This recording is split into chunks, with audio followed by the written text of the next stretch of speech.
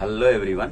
तो last lecture में हम लोगों ने ये देखा कि रेडिएशन का भी डुअल नेचर होता है। जैसे उसका एक वेव नेचर तो हमें पता ही था, वेव ऑप्टिक्स में हम लोगों ने पढ़ा ही था, है ना। बट उसका पार्टिकल नेचर भी होता है, ये प्रूफ हुआ फोटो इलेक्ट्रिक इफेक्ट के फेनोमेना से, है ना। तो आज हम लोग पढ़ेंगे डुअल नेचर ऑफ मैटर।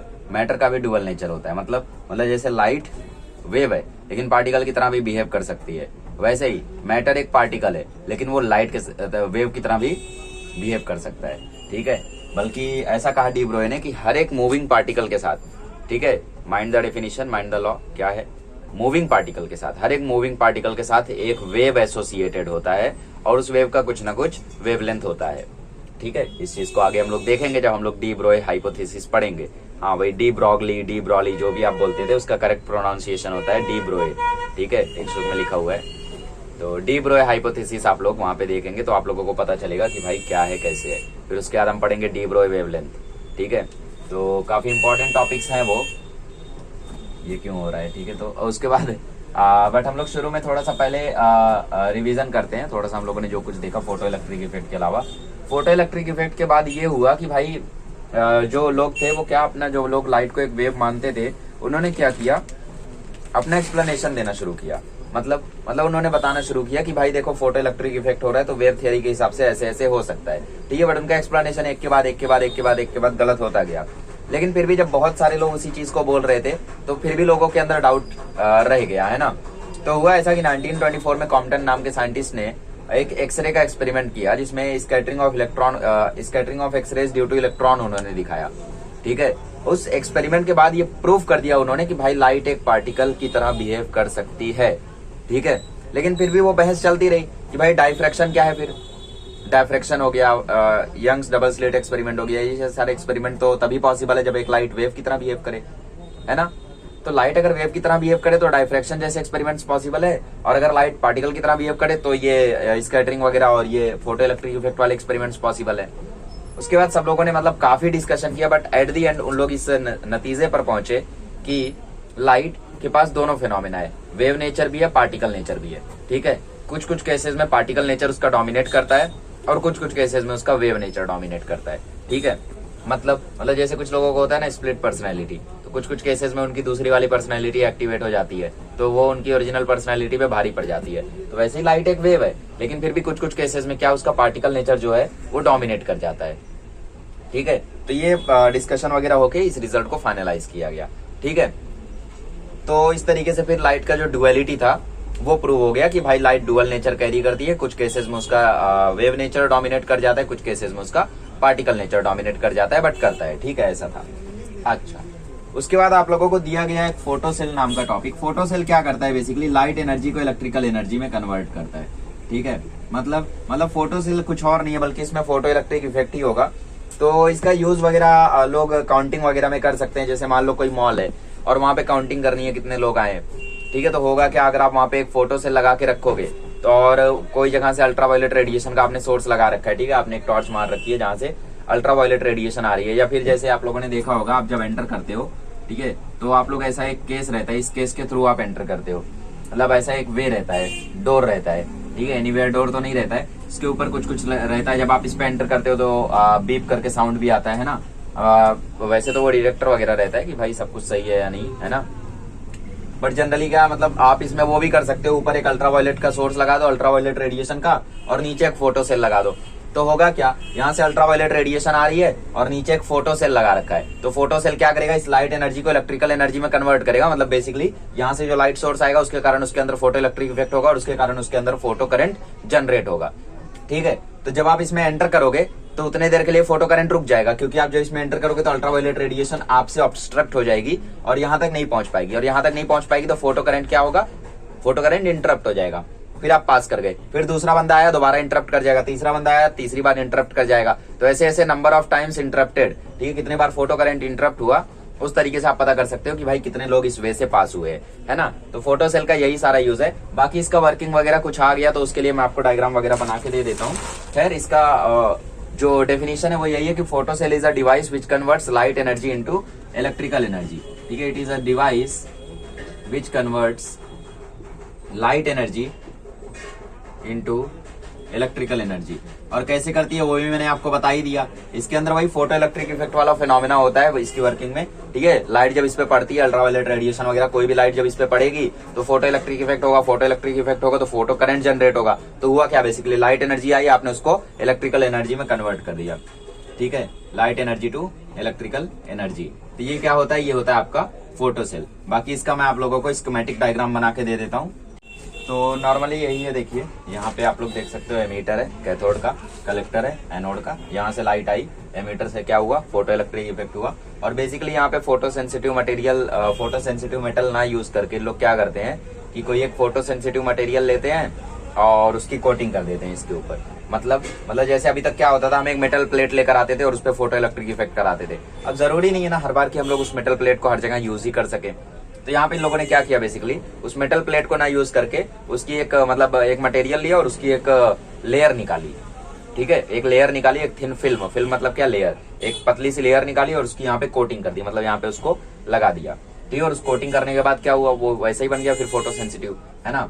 फिर वहां पे इंसिडेंट लाइट गिरी, यहाँ से इलेक्ट्रॉन यहाँ गया तो यहाँ पे फोटो करंट जनरेट हुआ और यहाँ पे गैल्वेनोमीटर में फोटो करंट की रीडिंग आएगी। माइक्रो एम्पियर्स में करंट जनरेट होता है, यहाँ पे ज्यादा अमाउंट में नहीं होता है, ठीक है। इस तरीके से फोटो सेल जो है ये काम करता है। तो फोटो सेल में आपको देखो इंपॉर्टेंट यही है कि फोटो सेल क्या है वो आपको पता रहे और इसके यूजेस क्या है वो आपको पता रहे। तो इसका यूज क्या है, देखो इसका यूज तो एक ये है, जैसा मैंने आपको बताया कि ये यूज किया जा, हाँ इसका एक और यूज है कि ये कैमरा में यूज किया जा सकता है। कैसे, बेसिकली फोटो करंट किस पे डिपेंड करता है, इंटेंसिटी पे डिपेंड करता है। मैंने लास्ट लेक्चर में आपको बताया था कि भाई इंटेंसिटी अगर बढ़ती है तो फोटो करंट भी लीनियरली बढ़ता है, ठीक है। तो कैमरा वगैरह में बहुत ही जरूरी होता है कि कैमरा सेंस कर पाए कि लाइट की इंटेंसिटी क्या है ना। तो अगर कैमरा सेंस कर पाएगा लाइट की इंटेंसिटी क्या है तो उसके हिसाब से वो अपने आप को मैनेज कर पाएगा, है ना। तो कैमरा में फोटो सेल लगाया जाता है ताकि फोटो सेल्स के फोटो करंट से हमें पता चल सके, मतलब कैमरा को पता चल सके कि लाइट की इंटेंसिटी क्या है। अगर फोटो करंट ज्यादा प्रोड्यूस हो रहा है इसका मतलब लाइट की इंटेंसिटी ज्यादा है, तो उसको अपने आप को थोड़ा सा डिम करना पड़ेगा, मतलब जो भी अपने अंदर डिफॉल्ट सेटिंग करनी पड़ेगी, है ना। तो उन्हीं को बेसिकली कुछ और नहीं, वही सेंसर्स होते हैं। तो ये कैमरा में यूज किया जा सकता है फोटो सेल, किस लिए, इंटेंसिटी वगैरह मैनेज करने के लिए, कितनी लाइट है, कितना है, क्या है, कैमरे को कैसे काम करना है उसके लिए, है ना। जैसे बहुत रात है तो फोटो करंट वहां पे लगभग ना के बराबर होगा, मतलब लाइट रहेगी ही नहीं, तो कैमरा को पता चल जाएगा हाँ भाई बहुत रात है, फोटो करंट ना के बराबर है, तो मुझे यहाँ पे दूसरे फिल्टर्स लगाने पड़ेंगे, मतलब ब्राइटनेस बढ़ानी पड़ेगी, कॉन्ट्रास्ट ये वो। तो ये तो काफी लो लेवल भाषा में बोल रहा हूँ, लेकिन फिल्टर वगैरह कैमरे में हाई लेवल होता है ना, तो उसके हिसाब से वो अपने आप को मैनेज करता है। नाइट मोड वगैरह जो आप सुनते हो ना कि भाई नाइट मोड में क्या, नाइट मोड ऑन कर दो तो फिर सारी चीजें ऐसे ऐसे होती है, कुछ और नहीं, यही सारी चीजें होती हैं, ठीक है। तो यही नहीं और भी चीजें होती है, लेकिन ये भी वन ऑफ देम है, ठीक है। कैमरा में यूज किया जा सकता है ये। इसके अलावा ये अलार्म में यूज किया जा सकता है। अलार्म में कैसे कि आप सेटिंग करके रखो, फोटो करंट जैसे ही रुके तुरंत अलार्म बजे, है ना। तो मान लो आपने लोगों ने कहीं ऐसी जगह रखा है जहाँ पे पास होना अलाउ नहीं है, मतलब वहां पे एंटर करना अलाउ नहीं है, तो आप जैसे ही एंटर करोगे फोटो करंट रुक जाएगा, क्योंकि आप यूवी लाइट जो आ रही थी उसको आपने सोर्स को काट दिया, तो वहां पे फोटो करंट जैसे ही रुका तुरंत अलार्म बज जाएगा, है ना। वहां पे यूज किया जा सकता है। काउंटिंग मशीन में यूज किया जा सकता है, जैसा मैंने आप लोगों को बताया था एक तरीका, है ना, कि भाई जितने बार फोटो करंट रुका उतने बार ये काउंटिंग कर दो, तो हो गया। काउंटिंग मशीन में भी यूज किया जा सकता है, ठीक है। चौथा इसका यूज हो जाएगा, आप ट्रैफिक में भी इसका यूज कर सकते हो। मतलब जैसा अभी क्या, मतलब मान लो अभी सिग्नल ऑन है, ठीक है, तो उस टाइम के लिए आप क्या करो, फोटो सेल को एक्टिवेट कर दो। तो जब सिग्नल रेड होगा और आपने फोटो सेल एक्टिवेट कर दिया है, तो उसके बाद भी अगर कोई गाड़ी वहां से पास करती है, फिर कोई भी पास करता है, तो ऑब्वियसली क्या होगा, वहां पे क्या होगा, वो सोर्स ऑफ लाइट को काटेगा, और सोर्स ऑफ लाइट काटेगा तो फोटो करंट रुकेगा और तुरंत आपको पता चल जाएगा कि हाँ भाई यहाँ से कोई गाड़ी पास हुई है, और जैसे ग्रीन सिग्नल हो डिवाइस ऑफ कर दो, है ना। ये ट्रैफिक में भी यूज किया जा सकता है। तो 4 यूजेस लिखने हैं, 2 मार्क का आपको यूज पूछ लेगा, 1 मार्क का आपको व्हाट इज फोटो सेल पूछ लेगा। तो photo cell is a device which converts light energy into electrical energy by the phenomena of photo electric effect, ठीक है। छोटी मोटी चीजें हैं यार, कोई बड़ी चीज नहीं है, नोट डाउन कर लो। आगे बढ़ते हैं और अब हम लोग बढ़ते हैं डी ब्रोए हाइपोथेसिस की ओर। तो डी ब्रोए हाइपोथेसिस क्या है, इसके बारे में देखो। डी ब्रोए हाइपोथेसिस बहुत ही सिंपल सी चीज है, ठीक है। डी ब्रॉगली हाइपोथेसिस बोलते होगे आप लोग, लेकिन डी ब्रॉगली नहीं है। डी ब्रोए ने क्या बोला, डी ब्रोए ने बोला there is always symmetry in nature, ठीक है। डी ब्रोए ने क्या बोला, there is always symmetry in nature, ठीक है। एक line, one liner, Salman Khan बोलते हैं ना वन लाइनर, तो वैसे ही वन लाइनर है ये। तो there is always symmetry in nature, जैसे उसके वन लाइनर पे तालियां बजती हैं वैसे ही इस वन लाइनर पे भी काफी तालियां बजी, मतलब काफी ज्यादा इनको नवाजा गया इनामों से। कैसे, बेसिकली सिमेट्री का मतलब क्या होता है, सिमेट्री मतलब होता है बराबरी, है ना। तो डी ब्रोए ने क्या बोला कि अगर लाइट के पास डुअल नेचर है, और लाइट अगर वेव है उसके बाद भी वो पार्टिकल की तरह बिहेव कर सकती है, तो मैटर के पास भी डुअल नेचर होना ही चाहिए, क्योंकि सिमेट्री होती है नेचर में। ठीक है, मतलब लाइट के पास डुअल नेचर है तो पार्टिकल के पास भी डुअल नेचर होना चाहिए। अगर लाइट वेव होकर पार्टिकल की तरह बिहेव कर सकती है तो पार्टिकल भी पार्टिकल होकर वेव की तरह बिहेव कर सकता है, मतलब मैटर भी पार्टिकल होकर वेव की तरह बिहेव कर सकता है।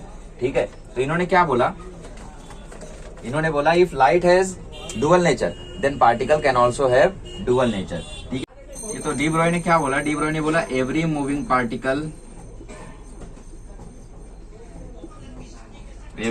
Particle has a wave associated with it. ठीक है, अगर कोई भी पार्टिकल मूव कर रहा है तो उसके साथ कोई ना कोई एक वेव एसोसिएटेड रहेगी ही रहेगी। मतलब जब भी आप मूव करते हो, जब भी आप दौड़ते हो, जब भी आप चलते हो, तो आपके पास डुअल नेचर होता है, आप डुअल नेचर कैरी करते हो। एक होता है आपका पार्टिकल नेचर जो कि आप हो, और दूसरा वेव नेचर जो कि आप नहीं हो। आपको लगता है आप नहीं हो लेकिन आप हो। ठीक है, अच्छा अब देखो यहाँ पे इस चीज को मैंने ऑलरेडी 11 में आपको एक बार पढ़ाया था, बट ठीक है, आपको पता है आइंस्टीन की वो फेमस इक्वेशन क्या है, E is equals to mc², जिसमें E क्या होता है एनर्जी, M क्या होता है मास, C क्या होता है स्पीड ऑफ लाइट। ठीक है, तो स्पीड ऑफ लाइट की जगह अगर मैं किसी नॉर्मल पार्टिकल की स्पीड लूं तो उसको मैं लिख सकता हूँ mv²। ठीक है, अब मैं क्या करता हूँ, E is equals to mv को अलग करके एक v बाहर कर देता हूँ। ठीक है, तो ये mv क्या हो गया, मोमेंटम हो गया, तो E बराबर क्या आ गया, pv आ गया। तो मोमेंटम को मैं क्या लिख सकता हूँ, E/v लिख सकता हूँ। तो momentum can also be written as E/v। ठीक है, ठीक है, अब यहाँ पे आप लोग ध्यान से देखो तो P is equals to, energy का फॉर्मूला क्या होता है एक फोटोन के लिए, hc/λ। तो एक पार्टिकल जब एक वेव की तरह बिहेव करेगा तो वो जो एनर्जी कैरी करेगा वो भी वही होगा, hc/λ। ठीक है, hc/λ इंटू v। कोई दिक्कत कोई परेशानी होनी तो नहीं चाहिए। ठीक है, तो लैम्बडा इज इक्वल्स टू क्या हो जाएगा, hc/pv। ठीक है, हम लोग क्या करते हैं, इस c को c ही रहने देते हैं ताकि कंफ्यूजन ना हो। E is equals to pc। समझ रहे हो ना मैं ऐसा क्यों कर रहा हूं, समझ गए, नहीं समझे, समझा देता हूं। इसलिए क्योंकि यहाँ पे देखो ऊपर हमने hc/λ यूज किया तो c कैंसल आउट हो जाएगा, सिंपल रहेगा, है ना। तो E is equals to mc² था, E is equals to mc² था, तो E is equals to mc into mc किया। अब mc क्या है, मोमेंटम ऑफ लाइट है, तो p आ गया, वेव है बेसिकली, तो E is equals to pc आ गया। तो p is equals to E/c आ गया, E की जगह hc/λ लिखा, तो यहाँ से देखो c कैंसल हो जाएगा। ठीक है, और लैम्बडा का फॉर्मूला हमारे पास आ जाएगा h/p। h क्या है, प्लैंक्स कांस्टेंट, p क्या है, मोमेंटम। प्लैंक कांस्टेंट की वैल्यू 6.626 या फिर कभी कभी 6.636 इंटू 10⁻34 जूल सेकंड। ठीक है, momentum m into v, mass into velocity. Lambda को हम बोलते हैं डी ब्रॉगली वेवलेंथ या फिर डी ब्रोए वेवलेंथ। ठीक है, जो भी आप बोलते हो, बट प्रोनाउंसिएशन करेक्ट क्या है, डी ब्रोए वेवलेंथ। ठीक है, तो लैम्बडा क्या हो गया आपका, डी ब्रोए वेवलेंथ। तो क्या यहाँ से हम लोग किसी भी चीज का वेवलेंथ कैलकुलेट कर सकते हैं, बिल्कुल कर सकते हैं। ठीक है, तो यहां से आप लोगों का ये सबसे पहला फॉर्मूला आ गया। अब इसके बाद फॉर्मूले की भरमार होने वाली है, तो be ready for that. Okay, अच्छा तो मैं इरेज करूं इसको इरेज करके हम लोग एक एग्जांपल देख लेते हैं जो अक्सर आपको हर जगह दिया ही रहता है। लास्ट ईयर भी मैंने आपको कराया था, इस साल भी करा ही देता हूं, है ना। चलो, तो basically lambda is equal to आता है h/p, लैम्बडा होता है डी ब्रोए वेवलेंथ। ठीक है, इसके बाद हम लोग इसी लैम्बडा के बहुत सारे फॉर्मूले देखेंगे, तो टेंशन मत लो। ठीक है, चलो हम लोग वही क्रिकेट बॉल और इलेक्ट्रॉन वाला एग्जांपल लेते हैं हमेशा की तरह। मान लो आपके पास कोई एक क्रिकेट बॉल है जिसका मास है 100 ग्राम, और इस क्रिकेट बॉल को आपने फेंक दिया 40 मीटर पर सेकंड से। ऐसे इतनी स्पीड से फेंकना बहुत बड़ी बात होती है, क्योंकि 40 मीटर पर सेकंड आपको देखने में हल्का लग रहा है, लेकिन ये बेसिकली कितना, मल्टीप्लाई करो आप लोग 5/18 से, कितना आ जाएगा 200/18। ठीक है, 100/9 33 है। ठीक है, ठीक है, ठीक है, ठीक है, 33/3 11। ओके, तो 11 kilometre per hour, and not that much, उल्टा कर दिया मैंने, देखते हैं अभी। ठीक है, उल्टा कर दिया मैंने शायद। इलेक्ट्रॉन का मास कितना होता है, 9.1 इंटू 10⁻31 kg। ठीक है, ठीक है, और इसकी वेलोसिटी कितनी होती है, 2 इंटू 10⁻6 मीटर पर सेकंड, इतनी होती है ना। ओके, तो ये हो गया हम लोगों का इलेक्ट्रॉन का वेलोसिटी और क्रिकेट बॉल का मास। ठीक है, अब देखो इलेक्ट्रॉन की जो वेलोसिटी है वो स्पीड ऑफ लाइट के लगभग इक्वल है। तो हमने देखा डी ब्रोए वेवलेंथ का फॉर्मूला होता है h/p।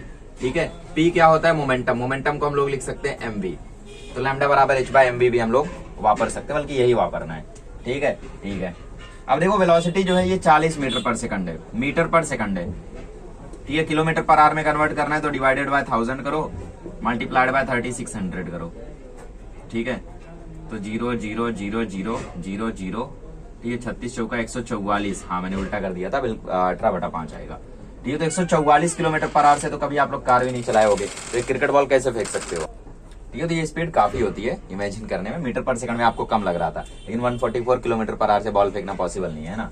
खैर, इसी स्पीड को फिर भी हम लोग मान के चलेंगे भाई कोई तो आया जिसने इतनी स्पीड से फेंक दिया। तो हम लोग अब वेवलेंथ कैलकुलेट करेंगे कितना आता है। ठीक है, तो एसआई यूनिट्स में सबको ले लो, इसको मास को ले लो 0.1 kg। ठीक है, तो लैम्बडा बराबर आ जाएगा h की वैल्यू 6.636 ले लो, इंटू 10⁻34 जूल सेकंड। ठीक है, अपॉन मास कितना होता है, मास होता है 0.1 और वेलोसिटी कितनी दे रखी है 40।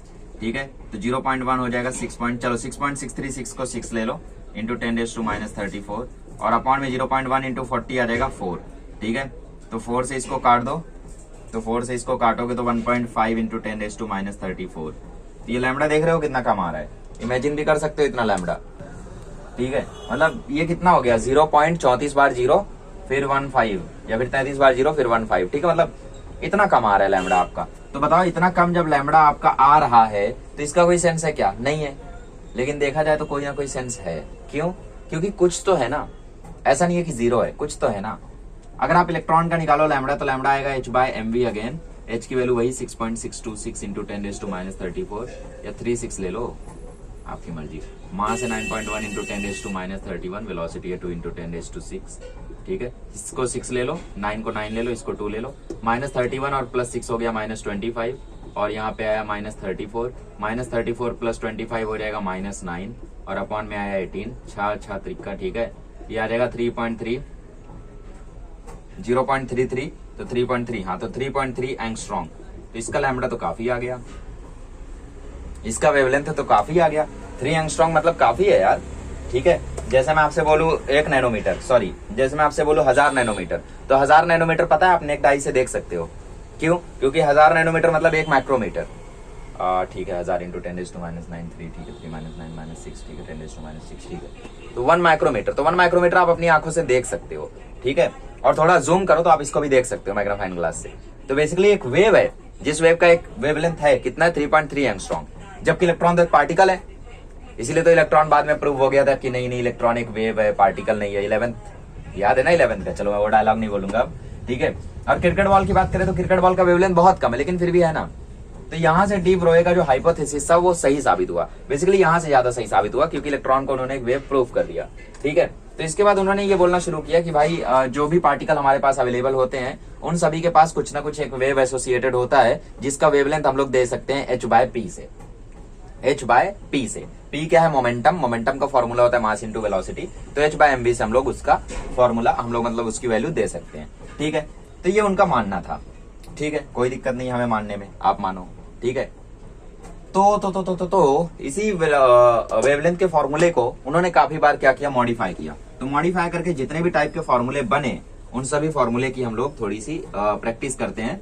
और क्योंकि वो एग्जाम पॉइंट ऑफ व्यू से काफी ज्यादा आईएमपी है और जेई वगैरह में आता रहता है, तो हम लोग उसको भी देखते हैं। ठीक है, मतलब सीटी वगैरह में आ जाए, क्या पता बोर्ड्स में भी आ जाए, क्योंकि क्वेश्चन तो ईजी है। ठीक है, अच्छा अब आप मुझे बताओ काइनेटिक एनर्जी का फॉर्मूला क्या होता है। काइनेटिक एनर्जी का फॉर्मूला होता है 12mv²। ठीक है, ठीक है, अब मुझे बताओ मोमेंटम का फॉर्मूला क्या होता है। मोमेंटम का फॉर्मूला होता है मास इंटू वेलोसिटी। अच्छा, तो यहाँ से मुझे बताओ वेलोसिटी की वैल्यू क्या आ जाएगी, मोमेंटम अपॉन मास। तो क्या मैं इस वैल्यू को यहाँ पे डाल सकता हूँ, बिल्कुल डाल सकता हूँ, वेलोसिटी की जगह मैं मोमेंटम के टर्म्स में डाल दूं। Kinetic energy is equals to क्या आ जाएगा, 12 इंटू m। v² की जगह मैं p/m डाल दूं तो ये आ जाएगा p²/m², है ना, m से m खत्म, तो काइनेटिक एनर्जी क्या आ गई, p² अपॉन 2m, ये m से 1m खत्म, तो p² अपॉन 2m आ गया। तो p² इज इक्वल्स टू क्या आ गया, 2mke, तो p इज इक्वल्स टू क्या आ गया, √2mk। ठीक है, k मतलब वही काइनेटिक एनर्जी हो गया, इसके आगे मैं e नहीं लगा रहा हूँ, वरना तुम लोग आगे चल के ये कंफ्यूज हो गए, k मतलब तो काइनेटिक एनर्जी हो गया, e मतलब इलेक्ट्रोस्टैटिक एनर्जी है क्या, कंफ्यूज ना हो इसलिए मैं सिर्फ k लिख रहा हूँ, या फिर आपकी मर्जी आप लिख सकते हो। 2mke रूट के अंदर पूरा है, तो लैम्बडा का मुझे एक नया फॉर्मूला मिल गया, h/√2mke। मोमेंटम की जगह मैंने क्या किया, मोमेंटम की जगह मैंने डाल दिया √2mke। अच्छा, एक और फॉर्मूला मुझे मिल सकता है अगर मैं थोड़ा सा ध्यान से सोचूं तो। क्या फॉर्मूला मिल सकता है मुझे पता है कि काइनेटिक एनर्जी का फॉर्मूला होता है E इंटू वी, कब, पोटेंशियल वगैरह के टर्म्स में। ठीक है, अच्छा तो E इंटू वी मैं यहाँ डाल सकता हूँ, तो लैम्डा इज इक्वल टू मुझे मिल जाएगा h/√2 MeV। ठीक है, ठीक है, तो ये मुझे एक और फॉर्मूला मिल गया। अब इसी फॉर्मूले में h कांस्टेंट है, प्लैंक कांस्टेंट, m क्या है, मास ऑफ इलेक्ट्रॉन, क्योंकि यहाँ पे इलेक्ट्रॉन के टर्म्स में बात हो रही है, E क्या है, चार्ज ऑन इलेक्ट्रॉन। तो 2 constant, m constant, E constant, h constant, अगर मैं सबकी वैल्यू डाल दूं तो लैम्डा इज इक्वल टू मुझे एक नया फॉर्मूला मिलता है 1.227/√V। ठीक है, सिर्फ यहाँ पे स्टॉपिंग पोटेंशियल की वैल्यू आपको डालनी है और आपको आंसर मिल जाएगा लैम्डा का एंगस्ट्रॉम में। ठीक है, और इसको एक और तरीके से लिखा जाता है √150/V। ठीक है, √150/V भी इसको लिखा जाता है। ठीक है, तो √150/V भी आप लोग इसको लिख सकते हो बेसिकली, तब यूनिट चेंज हो जाएगा। ठीक है, इसको आप ये भी लिख सकते हो √150/V एंगस्ट्रॉम। ठीक है, ज्यादा कुछ नहीं, इस 150 का जब आप रूट लोगे तो वो 12.27 आता है। ठीक है, 12.27 में एक जीरो आप पीछे चले जाओ तो एंगस्ट्रॉम नैनोमीटर में बन जाता है, तो फिर पिछले फॉर्मूले में यहाँ पे नैनोमीटर आएगा। ठीक है, खैर ये तो एकदम टोटली करेक्ट है। इसके अलावा आप इसका दूसरा फॉर्म भी यूज कर सकते हो, that is lambda is equals to 1.227/√V, और यहाँ पे नैनोमीटर में आंसर आएगा फिर। ठीक है, अगर आप 1.227 यूज करते हो, 12.27 यूज करते हो तो एंगस्ट्रॉम में आएगा। तो कोई कंफ्यूजन तो होना नहीं चाहिए। खैर आप लोग ये फॉर्मूला याद रखो, ज्यादा बेहतर है, क्योंकि मान लो आपको वोल्टेज की वैल्यू जानबूझ के वो ऐसा ही देगा कि आप लोगों से बहुत ही आसानी से सॉल्व हो जाए। वो बोलेगा अगर वोल्टेज की वैल्यू 600 वोल्ट है, ठीक है, तो 150/600 1/4, सीधा रूट के बाहर आ गया 1/2 मतलब 0.5, सीधा आंसर आ गया, है ना। तो जानबूझ के वो ऐसी वैल्यू देगा, ऐसी वैल्यू नहीं देगा कि यहाँ पे आपको ऐसा कैलकुलेशन करना पड़े। अब यहाँ पे रूट 600 डालोगे, 600 का रूट निकालोगे, ऊपर से लॉग से करना है, तुम्हें कितना टाइम जाएगा, है ना। ओके, तो ये कुछ चीजें हैं जो आप लोगों के लिए काफी ज्यादा IMP हैं। तो इन सभी फॉर्मूले को मैं क्या करता हूँ, साइड में लिख देता हूँ और एक और बार एक्सप्लेन कर देता हूँ। उसके बाद मैं उनके बेसिस पे जो न्यूमेरिकल वगैरह हैं थोड़े बहुत वो करा देता हूँ, और बाकी तो कुछ खास बचा नहीं है इस चैप्टर में। ठीक है, डी ब्रोई वेवलेंथ हो ही गया और वही सबसे इंपॉर्टेंट टॉपिक था आज का। ठीक है, चलिए, तो हम लोगों ने ये देखा कि भैया डी ब्रोली वेवलेंथ का फॉर्मूला, मतलब डी ब्रोई वेवलेंथ का फॉर्मूला होता है h/p। p की जगह हमने मोमेंटम की वैल्यू डाली तो हो गया mv। ठीक है, फिर हमने मोमेंटम वाली वैल्यू डाली तो ये हो गया √2 ke क्या है, काइनेटिक एनर्जी। फिर काइनेटिक एनर्जी का हमने पोटेंशियल डिफरेंस के टर्म्स में वैल्यू डाला तो ये हो गया q × v। q क्या है, चार्ज। इलेक्ट्रॉन के लिए जब हमने डाला तो ये हो गया h/√2 MeV। ठीक है, इलेक्ट्रॉन के लिए जब सॉल्व करेंगे तो इसका वैल्यू आता है √150/V एंगस्ट्रॉम में। ठीक है, नैनोमीटर में चाहिए तो lambda is equal to 1.228/√V nanometre. ठीक है, ओके, और कोई फॉर्मूला? हाँ, एक और फॉर्मूला इसका बनाया जा सकता है अगर आप कुछ गैस पार्टिकल्स की बात करो। ठीक है, जैसा आप लोगों ने उसमें पढ़ा होगा, काइनेटिक थ्योरी ऑफ गैस में ये पढ़ा होगा कि भाई काइनेटिक एनर्जी जो होती है मॉलिक्यूल्स की, उसको हम लोग देते हैं F/2 k-T से। k क्या होता है इसमें, बोल्ट्जमैन कांस्टेंट, है ना। तो काइनेटिक एनर्जी ऑफ मॉलिक्यूल हम देते हैं F/2 k-T। अच्छा, k- क्यों, क्योंकि काइनेटिक एनर्जी में ऑलरेडी एक k यूज हो गया है। तो बस इस काइनेटिक एनर्जी का वैल्यू यहाँ पे सब्सटीट्यूट कर दो। ठीक है, तो लैम्डा का एक और फॉर्मूला हो सकता है h/√2। 2 तो 2 से कैंसिल हो जाएगा, ये वाला 2 जो है काइनेटिक एनर्जी का, जब F/2 आएगा तो 2 से 2 कैंसिल हो जाएगा, तो बचेगा mf k-T। तो ये बचेगा रूट के अंदर mf k-T। ठीक है, तो ये एक और फॉर्मूला हो गया। अच्छा, एक और फॉर्मूला हम लोग यहाँ पे ले सकते हैं मैग्नेटिक फील्ड की। अगर हम लोग बात करें, कोई चार्ज की हुआ और वो कुछ मैग्नेटिक फील्ड में रखा हुआ है, तो आपको इसका पता ही है कि भाई इसका जो मोमेंटम होता है वो QBr के इक्वल होता है ना। तो इस mv की जगह आप यहाँ डाल के इसका एक और फॉर्मूला बना सकते हो, लैम्डा बराबर h/QBr। ठीक है, मुझे पता आप परेशान हो रहे हो, तो इतने सारे फॉर्मूले नहीं याद करने आपको देखो चुनिंदा फॉर्मूले याद करने हैं। तो देखो आप लोगों को अगर मैं बात करूं तो ये दोनों सेम ही फॉर्मूला है, h/p याद कर लो या h/mv बात कर लो, एक ही है। सबसे इंपॉर्टेंट फॉर्मूला इसमें ये वाला है, मैक्सिमम न्यूमेरिकल आपको इसी पे मिलेगा। इसके अलावा आपको ये सारे छोड़ के सिर्फ ये वाला याद करना है, क्योंकि आपकी टेक्स्ट बुक में ऐसा फॉर्मूला दिया है, तो आप यही याद करो। बाकी वो √150/V वाला छोड़ दो, आपकी मर्जी है। ठीक है, बाकी ये तो जेई लेवल पे आपको काम आएगा। वहां पे बोल दे कि भाई हीलियम गैस जो है वो 127 डिग्री सेल्सियस पे है, और जो एक और ऑक्सीजन गैस मान लो 327 डिग्री सेल्सियस पे है, तो उन दोनों की वेवलेंथ का रेशियो बताओ। तो इसको एक बार सॉल्व करके कमेंट कर दो चाहिए तो। ठीक है, ऐसा आ जाएगा क्वेश्चन। बाकी ये क्वेश्चन जेई वगैरह में ही आएगा, यहाँ पे नहीं आने का चांस है। तो बस आपको 1 2 ही तो याद करना है, और लैम्डा बराबर h/p याद करने की चीज थोड़ी है, याद करोगे उसको। ठीक है, तो ये छोटी मोटी चीजें हो गई। अब इसके ऊपर एक आधा न्यूमेरिकल करा देता हूं मैं। ठीक है, एक फेमस क्वेश्चन है काफी ज्यादा, तो उसको मैं करा देता हूँ, हो सकता है बोर्ड्स में भी आ जाए कि भाई जैसे हमारे पास एक इलेक्ट्रॉन है, एक अल्फा पार्टिकल है और एक प्रोटॉन है। ठीक है, इन सभी की काइनेटिक एनर्जी जो हमने है वो सेम रखी है, तो तुम लैम्डा की वैल्यू बताओ किसकी मैक्सिमम होगी या किसकी मिनिमम होगी। अपने टेक्स्ट बुक में क्वेश्चन लिख लो, अपनी नोटबुक में क्वेश्चन लिख लो। Electron, proton and alpha particle has same kinetic energy, have same kinetic energy, so which one will have maximum wavelength and which one has minimum wavelength. ठीक है, D broadly wavelength. Okay, तो हम जानते हैं कि भाई काइनेटिक एनर्जी यहाँ पे सेम दी है, तो हमें काइनेटिक एनर्जी वाला फॉर्मूला यूज करना है। कभी अगर पोटेंशियल सेम दे देता सबका तो आप ये वाला यूज कर दे, कभी किसी का मास सेम दे देता और वेलोसिटी के बीच का रिलेशन पूछता। ठीक है, कभी कभी ऐसा भी होगा कि मास सेम दे देगा बट आपको वेलोसिटी का रेशियो दे देगा। ठीक है, तो आपको यही वाला यूज करना है फिर उस केस में।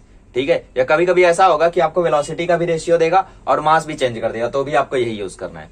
ठीक है, क्योंकि ये फॉर्मूला यही है बेसिकली, काइनेटिक एनर्जी की जगह हाफ mv² डालोगे तो 2 से 2 कट जाएगा, m² v² हो जाएगा, रूट से बाहर आके h/mv ही बन जाएगा। ठीक है, तो ये डालो दोनों एक ही चीज है। कभी भी मास और वेलोसिटी का दोनों का अगर रिलेशन दे दे तो आपको यही वाला फॉर्मूला यूज करना है।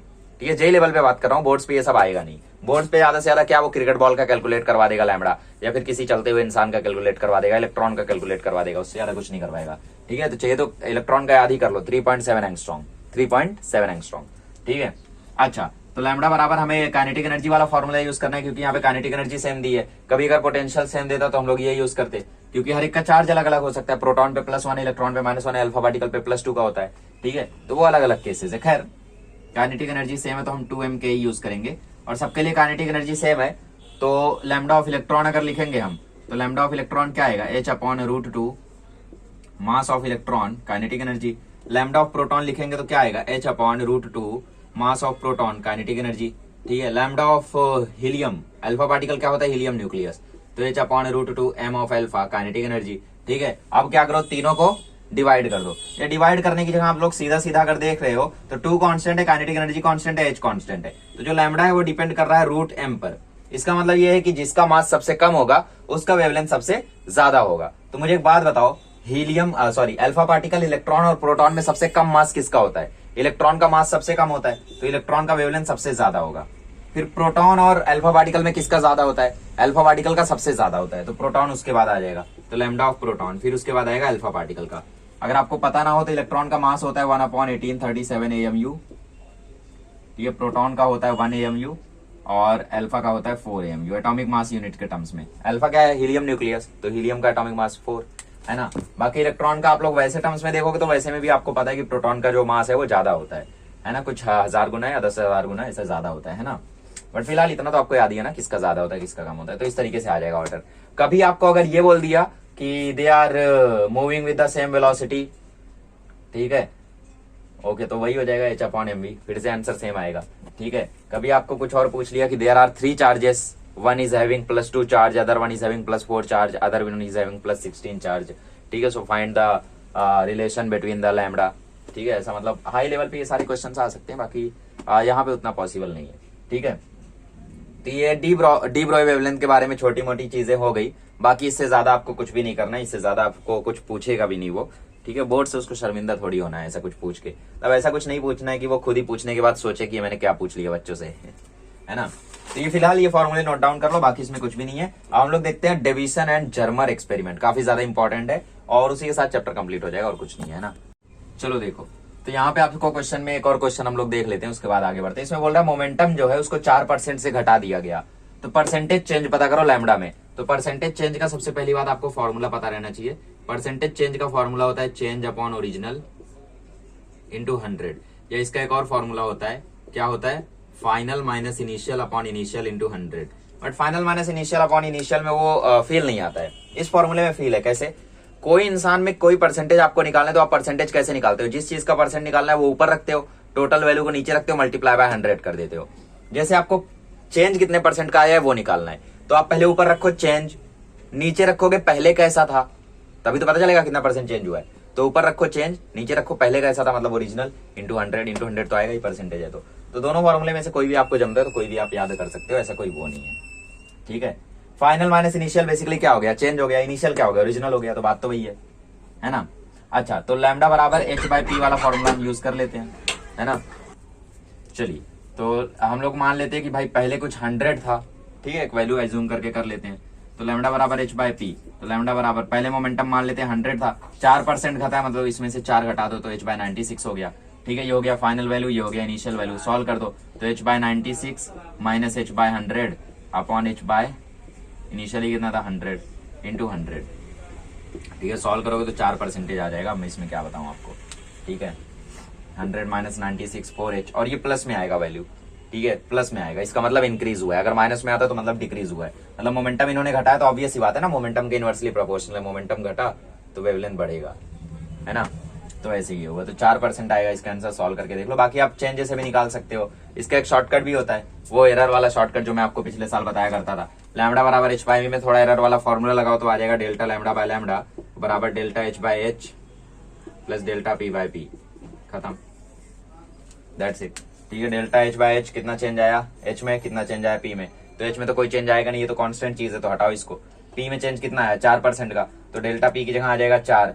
ठीक है, और बाकी पी और लैम्डा तो इनिशियल वैल्यू थे, तो delta P by P into 100 कितना परसेंटेज चेंज आया मोमेंटम में 4, तो delta lambda by lambda into 100 का वैल्यू आ गया 4, तो 4% हो गया इसका आंसर। सिंपल। हाँ, इसमें 4 आया तो इसमें भी 4 ही आएगा। हाँ, इस केस में कुछ और आएगा, रूट वाले केस में, क्योंकि इसमें कोएफिशिएंट 1/2 भी आप नीचे उतारोगे। ठीक है, 1/2 delta m by m plus 1/2 delta ke by ke, ऐसे यूज करोगे उसको। खैर, ऊपर वाली चीजें ये सब छोड़ो। ठीक है, एक्सरसाइज में दोबारा मिलेंगे तो डिस्कस वगैरह कर लेंगे। आगे बढ़ते हैं, डिवीजन एंड जर्मर एक्सपेरिमेंट देखते हैं। चलिए, तो ये है डिवीजन एंड जर्मर एक्सपेरिमेंट का सेटअप। ठीक है, थोड़ा सा भारी सेटअप है, बट हम लोग कोशिश करेंगे कि सिंपली इसको समझ सकें। ओके, तो सबसे पहले यहाँ पे इन्होंने क्या किया, एक इन्होंने फिलामेंट लिया। ठीक है, जिसपे इन्होंने लो टर्मिनल वोल्टेज का बैटरी लगाया। LT मतलब लो टर्मिनल, ठीक है, ST मतलब हाई टर्मिनल। तो यहाँ पे इन्होंने सबसे पहले क्या किया, एक फिलामेंट लिया। अब ये फिलामेंट कोई भी हो सकता है। ठीक है, टंगस्टन मान लो। ठीक है, कोई भी फिलामेंट हो सकता है। तो एक इन्होंने यहाँ पे क्या लिया, फिलामेंट लिया। अब इस फिलामेंट पे क्या किया उन्होंने, यहाँ पे कोटिंग किया, फोटो सेंसिटिव मटेरियल की क्या की, यहाँ पे इन्होंने कोटिंग की। ठीक है, चलो कर दी कोटिंग। कोटिंग करने के बाद यहाँ पे इन्होंने क्या किया, इसको ऑन किया। ठीक है, इसको ऑन करने के बाद क्या हुआ कि भाई यहां से क्या शुरू हुआ, इलेक्ट्रॉन का फ्लो शुरू हुआ, है ना। बेरियम ऑक्साइड है, तो यहां से अब ये हीट करेंगे तो यहाँ पे थर्मियोनिक एमिशन होगा एक तरीके से। थर्मियोनिक मतलब थर्मल एनर्जी से जो एमिशन हो। ठीक है, तो बेसिकली यहां से जब एमिशन शुरू हुआ तो यहाँ पे एक था कॉलीमेटिंग एनोड। ठीक है, ये कुछ नहीं होता, बेसिकली एक सिलेंड्रिकल पार्ट होता है, जिसमें मतलब एक छोटा सा पोर होता है। ठीक है, मतलब छोटा सा होल होता है, बहुत ही छोटा सा, जिससे इलेक्ट्रॉन मतलब जस्ट पास हो सके। ठीक है, इतना छोटा सा क्यों रखते हैं, क्योंकि यहां से जब इलेक्ट्रॉन निकलता है, इस कोटिंग से जब इलेक्ट्रॉन निकलता है और इसको कनेक्ट करके रखते हैं हाई टेंशन या हाई टर्मिनल वोल्टेज बैटरी से। ठीक है, तो इससे क्या होता है कि भाई यहाँ पे जो हाई टेंशन बैटरी है, यहाँ पे हाई वोल्टेज काफी ज्यादा हाई है।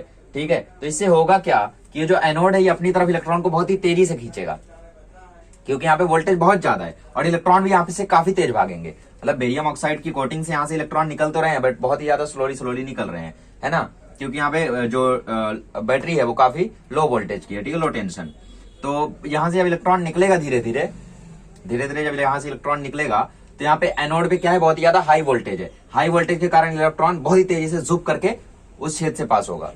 ठीक है, और वहां से पास होने के बाद एक इलेक्ट्रॉन की बीम बन जाएगी, क्योंकि वहां पे एक पतला सा सिर्फ एक होल है, तो वहां से एक बीम बन जाएगी। पतला सा होल क्यों रखा, क्योंकि अगर चौड़ा होल रखते, मोटा होल रखते, तो उससे होता क्या कि ये बीम नहीं बन पाती, एक क्लाउड बन जाता है एक तरीके से, है ना, मतलब इलेक्ट्रॉन काफी सारे आ जाते।